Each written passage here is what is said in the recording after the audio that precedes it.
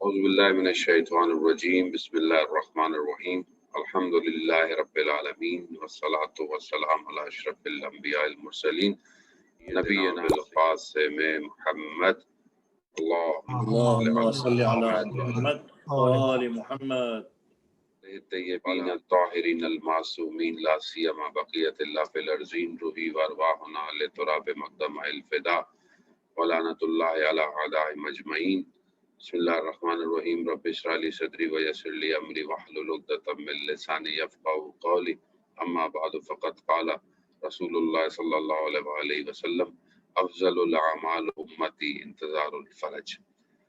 سب سے پہلے تو میں آپ سب کا بہت شکر گزار ہوں، ڈاکٹر صاحب آپ کا، وسیم نقاش صاحب آپ کا، مجید اختر صاحب آپ کا، کہ بہرحال آپ نے بندہ حقیر کے لیے اتنے الفاظ استعمال کیے۔ خدا کرے کہ ان الفاظ کے ساتھ قیامت میں مواخذہ نہ ہو، نہیں تو پکڑ ہو جائے گی۔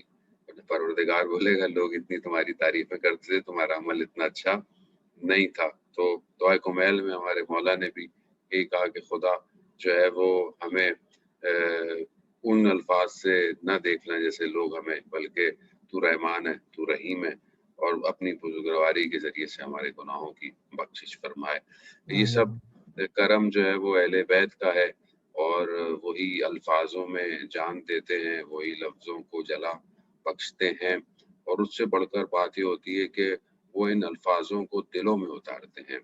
تو یہ سب انہی کا ہے، ہمارا تو کچھ بھی نہیں ہے، ہوائیں بھی انہی کی ہیں، اور یہ سب ہواؤں سے باتیں ہوتی ہوئی، چاہے وہ انٹرنیٹ میں کوڈنگ اور ڈی کوڈ ہوتی ہوئی، چاہے وہ فائبر آپٹک سے یا بی ٹی ایس سے ٹکراتی ہوئی کسی بھی طریقے سے کسی کے گھر جاتی ہے، تو یقیناً یہ سب وہی واسطہ فیض ہے جسے ہم امام کہتے ہیں، اور وہی وجود بابرکت ہے اس کائنات میں، جس کی وجہ سے ہم سب بھی بہرحال آپس میں کنیکٹڈ ہیں اور آپس میں جڑے ہوئے ہیں، چاہے فاصلہ 1000 میلوں کا ہی کیوں نہ ہو۔ اور یہی لطف ہے آج کے اس دور کا کہ جہاں مشکلات ہیں، چیلنجز ہیں، وہاں پر اپورچونٹیز بھی ہیں ہمیشہ کی طرح، اور خدا نے ہمیں یہ اپورچونٹی دی ہے کہ ہم ان کا ذکر کریں۔ اور پروردگار قرآن میں ارشاد فرماتا ہے کہ اللہ بذکر اللہ تطمئن القلوب، آگاہ ہو جاؤ کہ اللہ ہی کا دل ہے، اللہ ہی کا ذکر ہے جو دلوں کو اطمینان دیتا ہے۔ روایات یہی کہتی ہیں کہ یہ جو ذکر ہے یہ انہی کا ذکر ہے، یہ اہل بیت کی ہی محبت، ان کو شاہد اور غائب ہوتے ہوئے ان کو یاد کرنا، یہ وہی ذکر ہے جو دلوں کو اطمینان دیتا ہے۔ تو خدا کا شکر کریں کہ پروردگار نے بہرحال ایام اعضاء میں بھی ہمیں یہ توفیق عطا فرمائی کہ عزاداری کے ذریعے سے ذکر کیا، اور اب ظاہر ایام عید ہے اور اس کے علاوہ ولادتیں ہیں، تو اس میں بھی ذکر تو وہی ہے، وہی کرنا ہے، اور اسی ہی کے ذریعے سے ہمیں آگے بڑھنا ہے۔ بس تھوڑا روش تبدیل ہو جائے گی، تھوڑا ہمارے لباسوں کے رنگ بدل جائیں گے، لیکن دل کا رنگ وہی ہے کہ جو ہونا چاہیے تھا۔ اور الحمدللہ بہرحال میں بہت زیادہ نہ میں بہت شاعر ہوں، نہ میں بہت بڑا جو ہے وہ آپ سمجھ گئے ادیب ہوں، تو میں بہرحال حدیث کا سہارا ہی لیتے ہوئے تھوڑی سی گزارشات آپ لوگوں کی خدمت میں عرض کروں گا۔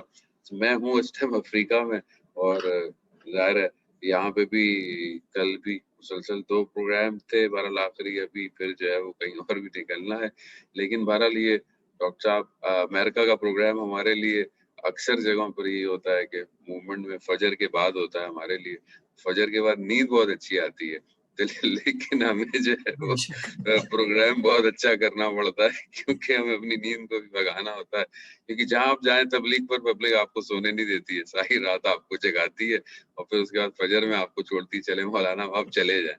لیکن بہرحال یہ بھی خدا کا شکر ہے کہ اس وقتوں کی ڈفرینس کی وجہ سے توفیق بھی ہو جاتی ہے کہ انسان بہت ساری جگہوں پر مومنین میں پہنچ جاتا ہے۔ قرآن ہی کی آیت ہے، قرآن پروردگار ارشاد فرماتا ہے کہ تم جو ہے وہ رسول سے ایڈریس ہے، اور رسول سے کہا جاتا ہے کہ ان سے کہو کہ اگر یہ خدا سے محبت کرتے ہیں تو فتبعونی، تو پھر میری اطاعت کرو تاکہ خدا ان سے محبت کرے۔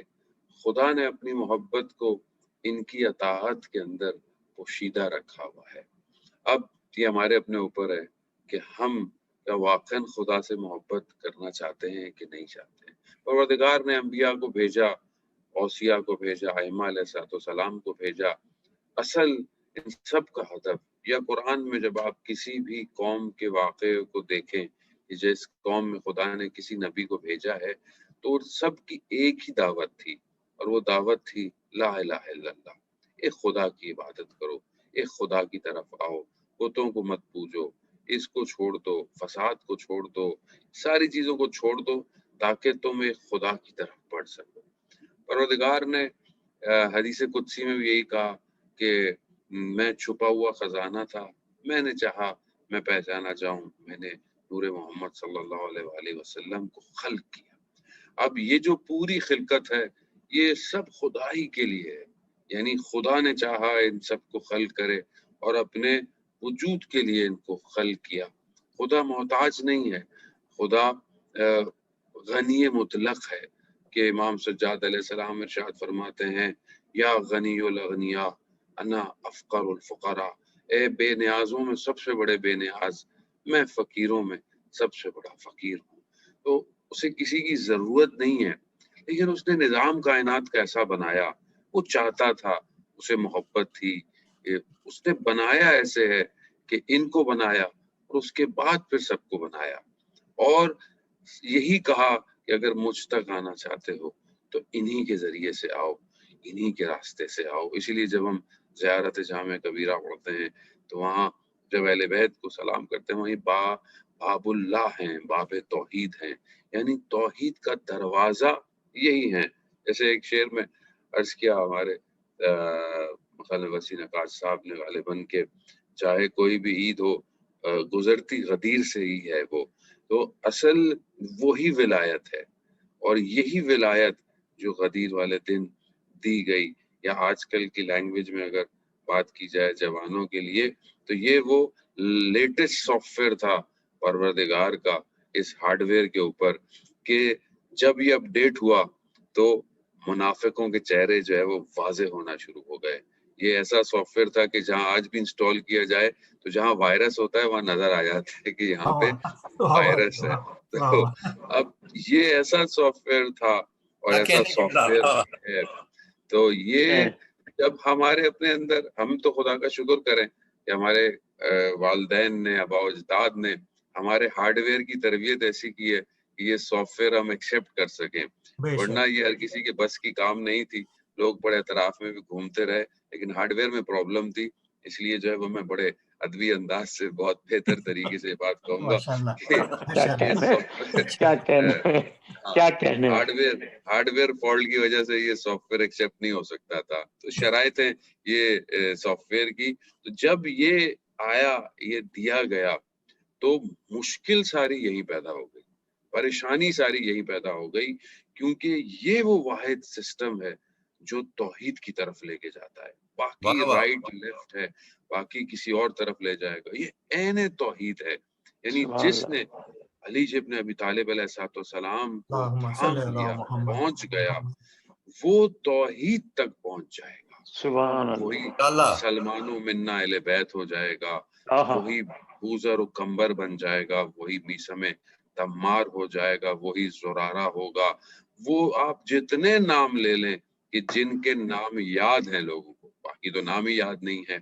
لوگ تو تبرے کی بھی ڈیفینیشن لوگوں نے اپنے حساب سے کر لی ہے، ورنہ تو اصل تو برات ہے، یعنی برات یعنی دوری کرنا. دوری کی پہلی شرط یہ ہے کہ کسی کو یاد ہی نہیں رکھو. سب سے پہلی شرط یہ ہے کہ ہمیں تو کوئی یاد ہی نہیں ہے، باقی کوئی طرف یہ نہیں تھا، ہمیں تو یہی یاد ہے. تو یہ سب سے بڑا برات ہوتا ہے، اور لوگ اس کو سمجھتے نہیں ہے. خام خواہ جو ہے وہ لوگوں کو یاد کر ان کی یاد کو غلط طرف لے جاتے ہیں. تو یہ جو کیفیت ہے، کیونکہ جس وجود میں ولایت اتنی جو ہے وہ نفوذ کر جائے، وہ تو اس وجد میں رہتا ہے کہ وہ تو اس عالم سے پرواز کرنا چاہیے اسے. یہ تو ولایت ایسی ہے کہ اسے پرواز کر دے انسان کو، انسان اس تعریفوں کی طرف بڑھے جسے میرے مولا نے تعریفیں کی. وہ خصوصیتیں، وہ خصلتیں، وہ ویلیوز، وہ ایٹریبیوٹس جو محبت سکھاتی ہے اور کتنا خوبصورت ہے. میں ایک حدیث مجبور ہو گیا ہوں حدیث کو چند دنوں میں کئی جگہ پر مجھے موقع ملا, مجھے پڑھنی پڑ گئی, کیونکہ بہرحال وہ میں بار بار اس لیے پڑھ رہا ہوں آج کل کہ اپنے اندر ایجاد کروں وہ خصلتیں, وہ خوبیاں کہ جو اہل بیت سے محبت کرنے والوں میں پائی جانی چاہیے, کیونکہ یہی وجود سے نظر تو آئے. ہم نے کسی کو دکھانا نہیں ہے, لیکن وہ جو دنیا کا کیمرہ دیکھ رہا ہے وہ تو دیکھے گا کیا کہنے یہ واقعا محبت کرنے والا ہے یا یہ صرف الفاظ جو ہے وہ ادھر ادھر گھماتا رہتا ہے. تو وہ جو وجود جو گفتگو کرے گا تو یہ عالم وجود میں, اس عالم ملکوت میں کہ جہاں ہر عالم میں میرا امام اپنے وجود سے ہر موجودات کو فیض دے رہا ہے, تو میں کیوں پیچھے رہ جاؤں اس عالم میں کہ بے شک ماڈرن دنیا ہے, بے شک دنیا بہت آگے نکل گئی ہے, لیکن امام امام ہے. امام آج بھی امام ہے.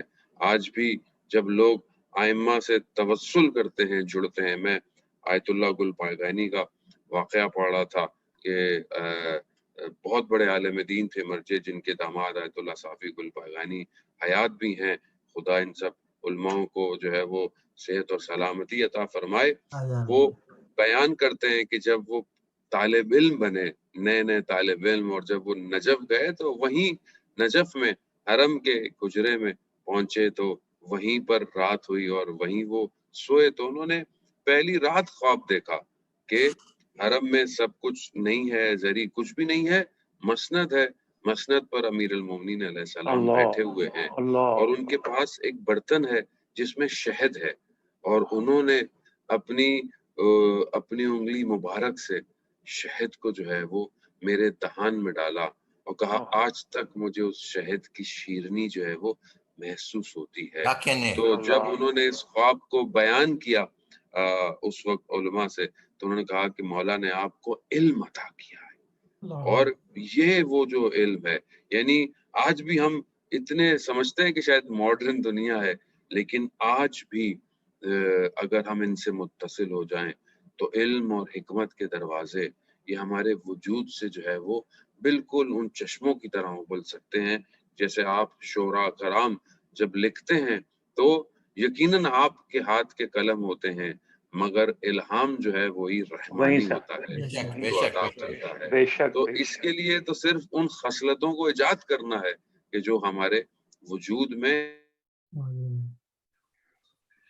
انسان اپنے لیے یہ باقت و صالحات چھوڑے جا رہا ہے, چاہے وہ لفظ کی صورت میں ہو, چاہے وہ کسی زبان کی صورت میں ہو, اور یہ معاملہ ملٹی پلائی ہوتا ہوا اس عالم میں جب پلٹے گا تو شاید ہمیں نظر آئے گا کہ یہ ایک شاید مصرع لکھا تھا, اس کے بدلے میں خدا نے ہمیں کیا عطا کیا. اور کیونکہ ہم اس عالم کو سمجھ نہیں پائے. شخص بدو تھا, عرب تھا, رسول خدا کی خدمت میں آیا, کہا یا رسول اللہ ایک سوال ہے آپ سے. وقت نماز کا ہو گیا تھا, رسول خدا فرماتے ہیں کہ چلو نماز پڑھتے ہیں. نماز پڑھ کر کہا پوچھو کیا سوال ہے. کہا یا رسول اللہ قیامت کب آئے گی.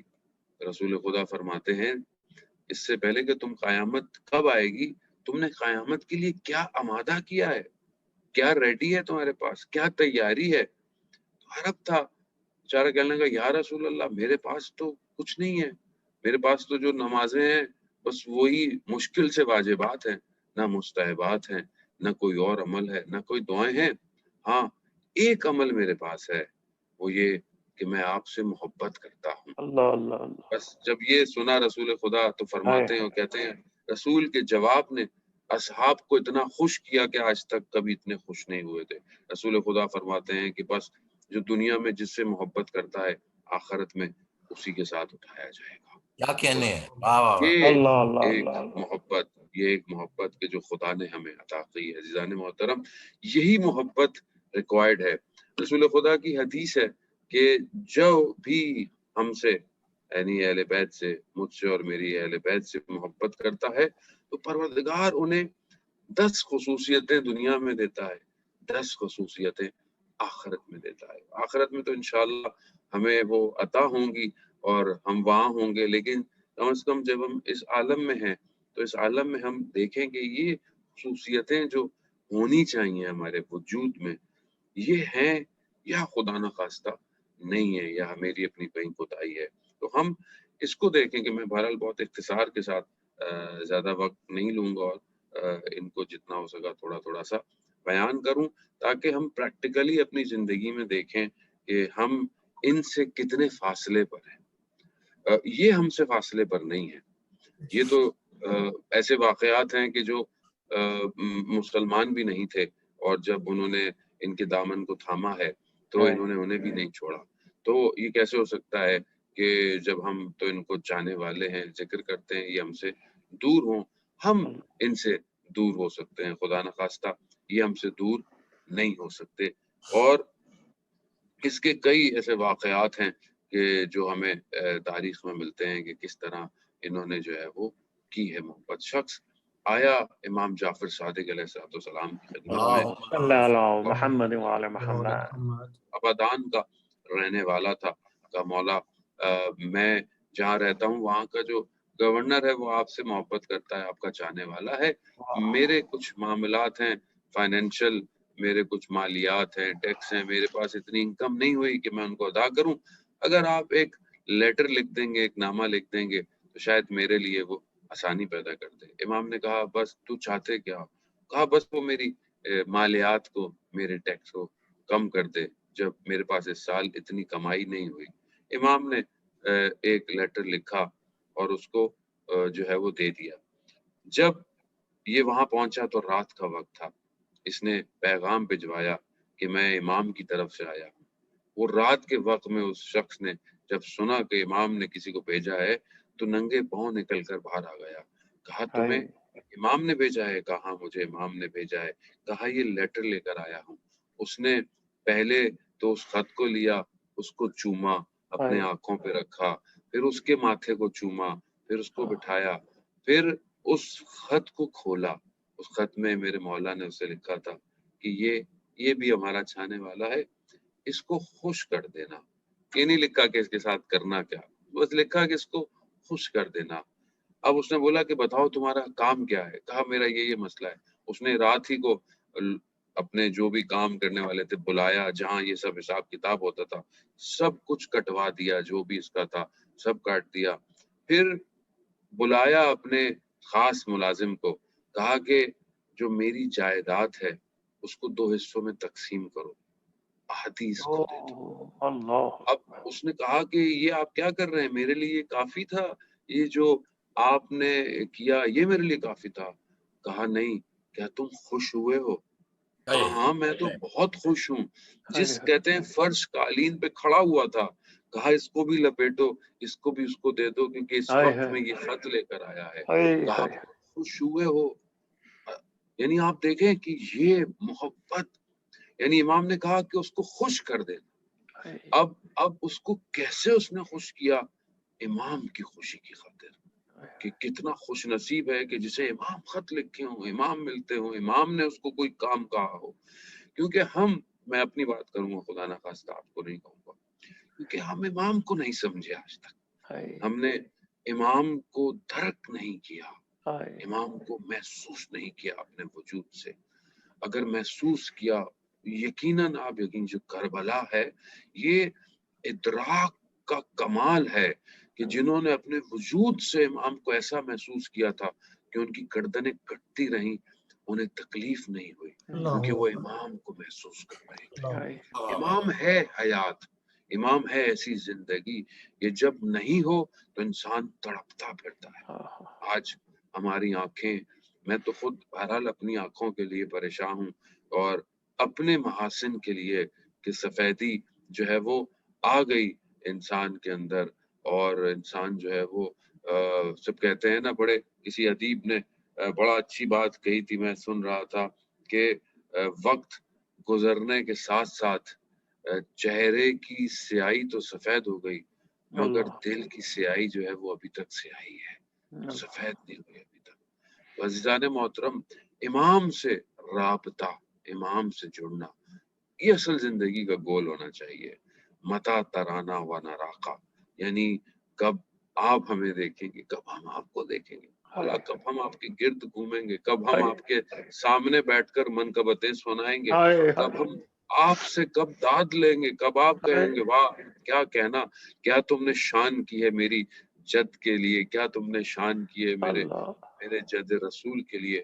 یعنی واقعاً انسان اپنے وجود سے، لیکن ہمارا ایمان ہے کہ ہمارا مولا ہمارے سنتا بھی ہے، ہمیں دیکھتا بھی ہے، اور ہمارے عمل ان تک پہنچتے ہیں. بس انہی خصوصیت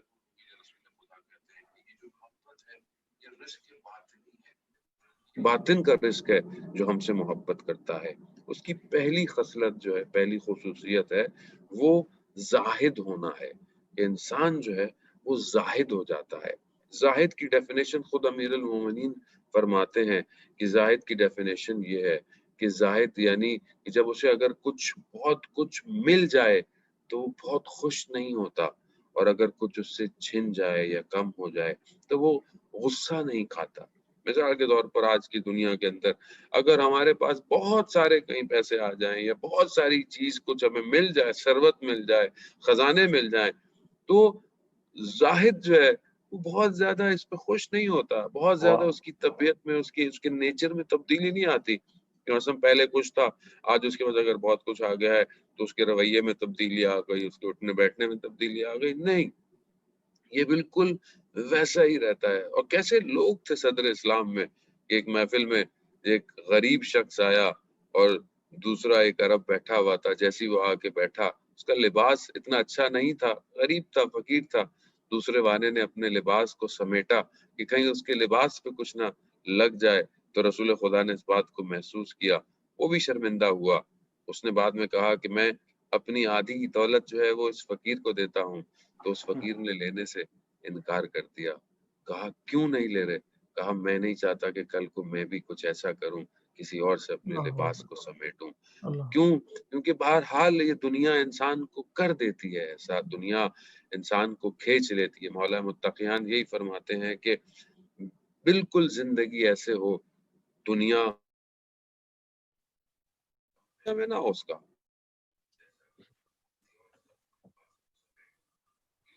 یہ جو پانی ہے دریا سمندر کا، یہ دنیا ہے اور کنارہ آخرت ہے.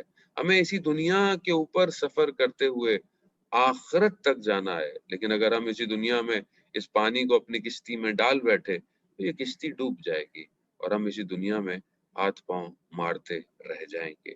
تو یہ پہلی صفت ہے کہ ہم خدا کرے کہ ہم بہرحال اس کو اپنے اندر ایجاد کریں. دوسری جو کوالٹی ہے وہ والحرص علی العمل ہے.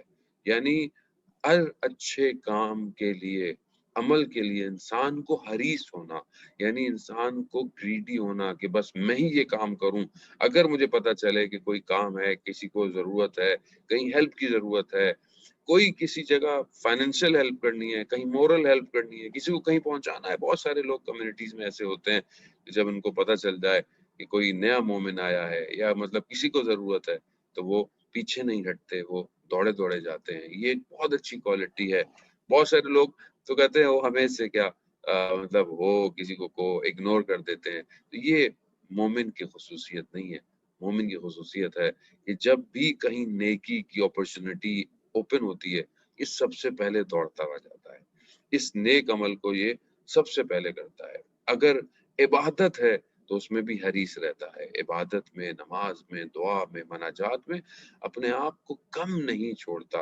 عزیزان محترم، عمل خدا کی بارگاہ میں قبول ہوتا ہے. ہمیں نہیں پتا کہ کس کا عمل خدا کی بارگاہ میں قبول ہے، لیکن یہ کہ انسان کوشش کرے، چاہے کہ اس نے زندگی میں مناجات کتنی پڑھی، اس نے کتنی مناجات کی ہیں. آیت اللہ عظمہ بہجت رضوان اللہ تعالی فرماتے تھے کہ ہم لوگوں کو، ہمارے استاد کہتے تھے کہ جب جو ہے وہ تہجد کی نماز پڑھنے جاؤ تو قنوت کے اندر کبھی جو ہے وہ دعائے جوشن کبیر ہے، کبھی دعائے ابو حمزہ ہے.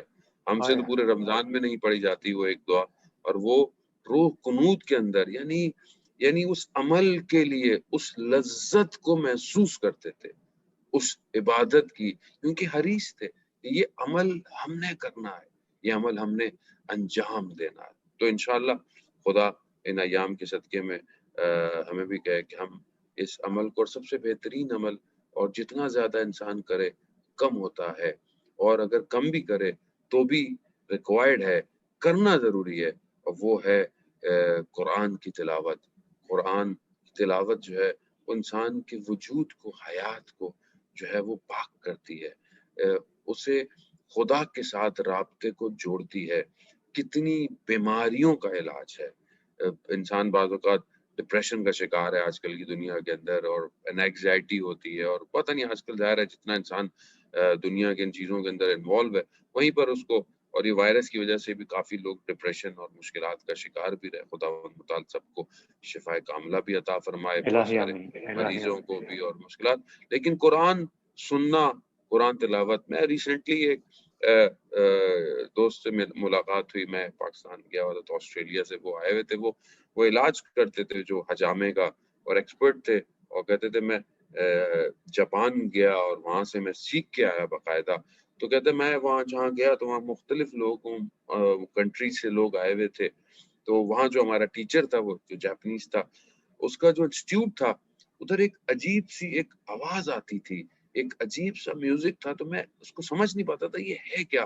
ہر روم کے اندر جہاں وہ ٹریٹمنٹ کرتے تھے وہ چل رہا ہوتا تھا۔ میں نے بہت کوشش کی کہ یہ کون سا میوزک ہے، یہ مجھے بتاؤ، تو وہ اگنور کرتا تھا، بتاتا نہیں تھا۔ بہرحال میں اس کے پیچھے لگ گیا، تو اس نے مجھے بتایا، کیونکہ میں مسلم تھا، کہا کہ یہ قرآن کی تلاوت ہے، اور اس کو اللہ ہم نے ٹرانسفارم کیا ہوا ہے کہ مطلب تھوڑا سا نوٹس کو اس طرح کیا ہوا ہے کہ فیل نو، اور سورہ رحمان کی تلاوت ہے۔ کہا ہم جتنا بھی علاج کرتے ہیں سب سورہ رحمان سے کرتے ہیں، سورہ رحمان کی تلاوت چلا کر جو ہے وہ لوگوں کی ٹریٹمنٹ کرتے ہیں۔ یعنی قرآن انسان کے وجود کو جو ہے وہ شفا دیتا ہے، ظاہری وجود کو بھی اور باطنی وجود تو یقیناً۔ تو یہ وہ عمل ہے کہ انسان اگر اپنی زندگی میں تھوڑا تھوڑا انجام دے تو پھر اپنے اندر ان خوبیوں کو پیدا کر سکتا ہے۔ تیسری الورا فی الدین ہے، ورا بھی تقوی کی ایک سٹیج ہے کہ انسان پرہیزگاری اختیار کرے، جسے خدا نے کہا ہے عمل کرے، جسے خدا نے کہا ہے چھوڑ دے اسے چھوڑ دے۔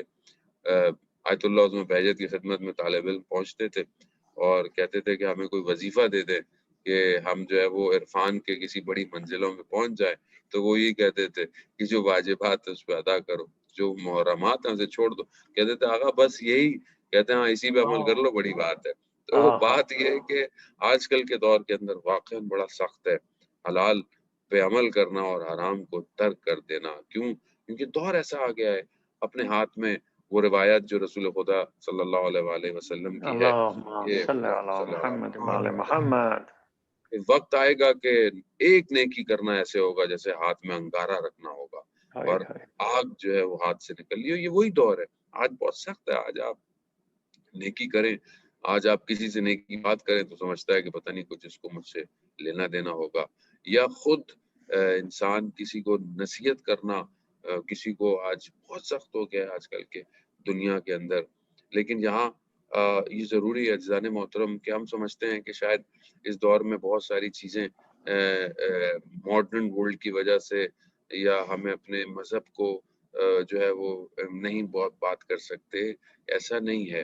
اور ہمیں ہماری ٹیچنگز، ہمارے علماء کی زندگی ہمیں یہ بتاتی ہے کہ چاہے سخت جتنا بھی دور ہو، انسان کو اپنے اندر ضرور یہ ریگریٹ ہونا چاہیے کہ یہ کام صحیح نہیں ہے، یہ کام اچھا نہیں ہے۔ یقیناً ہر جگہ آپ امر بالمعروف نہیں کر سکتے، کیونکہ یہ بھی ایک خصوصیت ہے کہ مومن کی، کہ وہ خدا کے جو امر ہیں ان کی حفاظت بھی کرتا ہے۔ یعنی جو خدا نے کہا ہے کہ ان کو انجام دینا، ان کو انجام، ان کی حفاظت بھی کرتا ہے۔ ہو سکتا ہے کہیں آپ روک نہ پائیں، ہو سکتا ہے کہیں آپ زبان سے کہہ نہ پائیں، لیکن آپ کو دل سے محسوس ہو کہ یہ اچھا نہیں ہو رہا۔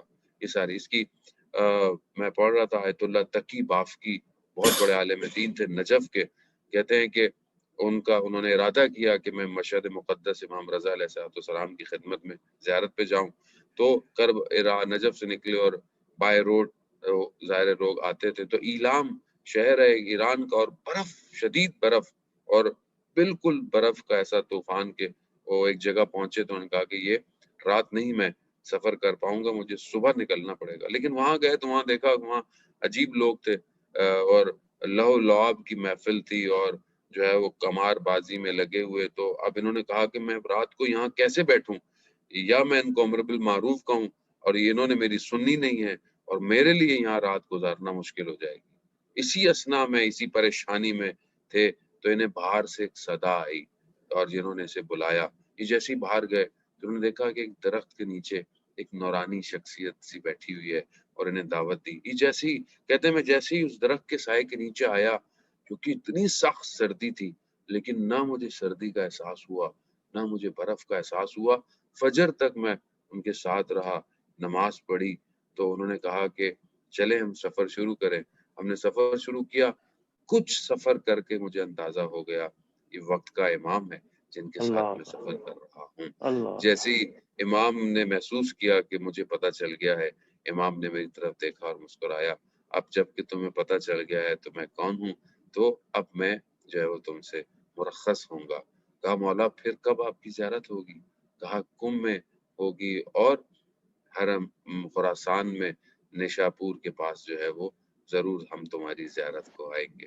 یہ کہتے ہیں میں بڑی بے چینی سے کم پہنچا کہ میں کہا میں کم میں رہا 3 دن مگر میری امام سے ملاقات نہیں ہوئی۔ بڑا دل عجیب سا ہوا کہ امام نے تو کہا بھی تھا کہ وہ آئیں گے اور امام نہیں آئے۔ پھر کہتے ہیں کہ جب یہ جو ہے وہ خراسان کے قریب پہنچے تو اس جگہ پر جہاں امام نے کہا، اسی سوچوں میں تھے کہ امام نے کہا تھا، تو پیچھے سے امام نے آواز دی اور پہنچے۔ تو انہوں نے کہا مولا آپ کم میں نہیں آئے تھے؟ کہا میں آیا تھا جب تم بی بی معصومہ کے حرم سے باہر نکلے تھے، لیکن تم کسی کو سوال کا جواب دینے میں مشغول تھے تو میں تمہارے برابر میں کھڑا ہوا تھا۔ عزیزان محترم، یعنی انسان نیت کرے کہ برائی برائی ہے، برائی اچھی نہیں ہے، مجھے اس سے نکلنا ہے۔ امام دنیا کی سردیوں میں، دنیا کی گرمیوں میں، دنیا کی پریشانیوں میں اپنے سائے میں لے لیتے ہیں، اپنے قریب کر لیتے ہیں۔ یہ ہمارے اپنے اوپر ہے کہ ہم ان کے کتنے قریب ہیں۔ چوتھی صفت جو ایک مومن کے اندر ہونی چاہیے وہ عبادت کی رغبت ہے، کہ جس کو میں نے بہرحال آپ کی خدمت میں بیان کیا کہ ہم خود یہ دیکھیں کہ ہم جب عبادت کرتے ہیں کیا واقعاً شوق سے کرتے ہیں؟ کیا ہمارا دل چاہتا ہے کہ نماز کا وقت آئے تو ہم تھوڑا سا پہلے نماز سے جا نماز بچھا لیں یا پوچھیں؟ خدا نخواستہ یقیناً ہمارے ناظرین ایسے حاضرین محفل نہیں ہوں گے ایسے کہ جو یہ انتظار کرتے ہوں گے کہ وقت قضا پوچھ لو، وقت قضا کب ہوگی اس سے پہلے پڑھ لیں گے۔ نہیں، بلکہ جو عشق اور شوق اور محبت رکھتا ہے وہ اپنے محبوب کا دروازہ کھلنے سے پہلے اس کے در پر بیٹھا ہوتا ہے۔ اور یہ وہ ہے رغبت عبادت کی کہ جب آواز آئے، اور یہی صفت ہے کہ جب رسول خدا کے چہرے کا رنگ تبدیل ہو جاتا تھا جب وقت نماز آتی تھی کہ خالق جو ہے وہ اپنی مخلوق کو دعوت دے رہا ہے۔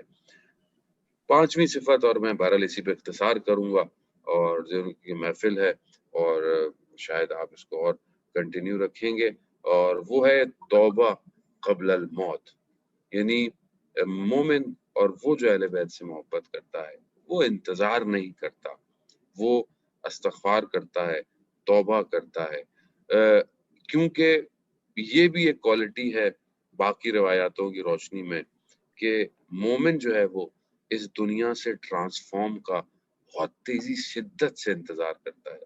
حدیث بیان ہوتی ہے رسول خدا کی دنیا سجن و مومن، دنیا جو ہے وہ مومن کے لیے زندان ہے، اور مومن ہمیشہ اس سے پرواز چاہتا ہے، اس سے اڑنا چاہتا ہے، تو وہ تیار رہتا ہے، وہ ہر وقت توبہ ہے ہی پلٹنا۔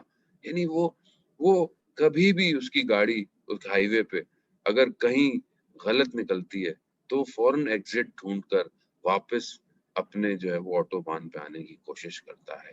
اور اسی لیے پروردگار قرآن میں کہتا ہے ان اللہ یحب التوابین، میں توبہ کرنے والوں سے محبت کرتا ہوں۔ اب یہ جو محبت ہے عزیزان محترم یہ بہت ریکوائرڈ ہے، اور ہم سمجھتے ہیں سم ٹائم کہ کیسے ہوگا۔ اس میں ایک واقعہ اہل بیت کی اس محبت اور اس پلٹنے کے لیے کہ ابو بصیر کا واقعہ ہے کہ جو امام جعفر صادق علیہ السلام کے شاگرد تھے اور کوفہ کے رہنے والے تھے، اور ان کے برابر میں نیبر جو تھا دنیا پرست آدمی تھا، لہو لعاب کی محفل، عجیب کروں سے گانوں کی آوازیں اور اس طرح کی، ہے نا، لوگوں کا مال کھا جانا، یہ وہ۔ ابو بصیر اکثر اس کو جو ہے وہ امر بالمعروف کرتے رہتے تھے، ہمسائے تھے، ہمسائے کا حق تھا، وہ بھی ان کا بہرحال احترام کرتا تھا۔ ایک دفعہ انہوں نے یہی بولا کہ یہ جو آپ کرتے مناسب نہیں ہے، کہا کہ میں کسی اور دنیا کا آدمی ہوں، آپ شریف النفس انسان ہے، کہا نہیں یہ چھوڑ دیں آپ، مناسب نہیں۔ پتہ نہیں اس کے دل میں یہ، جیسے ہم بعض اوقات ہم کہتے ہیں نا کہ کیا فائدہ ان کو، تو انہوں نے تو سدھرنا نہیں ہے، انہوں نے تو سمجھنا نہیں ہے، ایسا نہیں ہے۔ ہمارا کام ہوتا ہے ہم آہستہ آہستہ نوک کرتے رہیں۔ اصل جو یقظہ استعمال لفظ ہوتا ہے، بیداری جسے کہتے ہیں، یہ یقظہ خدا کا کام ہے، میرا آپ کا کام نہیں ہے۔ ہمیں صرف نوک کرنا چاہیے۔ ابو بصیر کی اس نوک نوک کی وجہ سے اس کے اندر ایک یقظہ پیدا ہوا۔ اس نے کہا اچھا میں یہ سب چھوڑ دوں گا، مگر جس کو تم اپنا مولا کہتے ہو اگر وہ میرے لیے ضمانت دے دے بہشت کی تو میں یہ سب چھوڑ دوں۔ یہ سننا تھا۔ بہرحال ابو بصیر جب مدینہ پہنچے تو اپنے مولا کی خدمت میں عرض کی، مولا ایسا ایسا ہے۔ تو امام نے کہا اس سے بولو کہ جو اس نے لوگوں کا مال کھایا ہے، لوگوں کا مال واپس کر دے اور یہ سب چھوڑ دے، میں اس کی بہشت کی ضمانت دیتا ہوں۔ یہ کہہ کر جب آئے آنے لگا، اس کو روک دیا۔ جب سب چلے گئے تو اسے کہا کہ مولا نے تمہارے لیے پیغام بھیجا۔ پہلے تو اسے یقین نہیں آیا، جب اس نے 2-3 دفعہ پوچھا، کہا سب لوٹا دو، پلٹا دو۔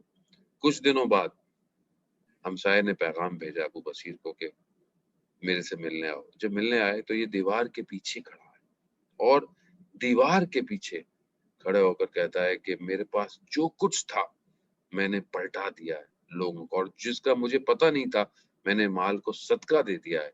میرے بدن پر اب لباس نہیں ہے کہ میں لباس پہن سکوں، خالی ہو چکا ہوں۔ پھر ابو بصیر نے اس کے لیے لباس کا انتظام کیا۔ کچھ دن گزرے، اس نے پھر بلایا اور شدید علیل ہے، بیمار ہے، بستر پر ہے، ہوش میں آتا ہے، بے ہوش ہو جاتا ہے۔ ایک دفعہ ہوش